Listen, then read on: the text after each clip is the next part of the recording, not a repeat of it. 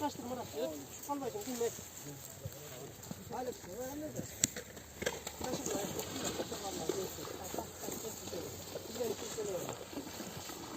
Yoksa biraz cekeletini şuraya kalkılar. Ben sana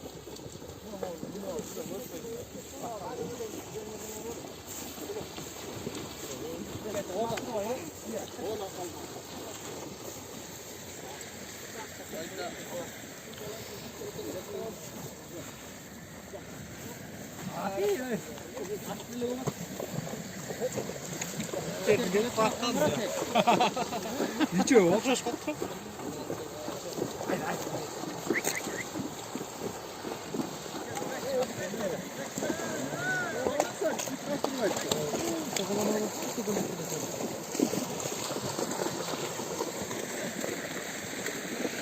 Böyle bütün cekelet böyle.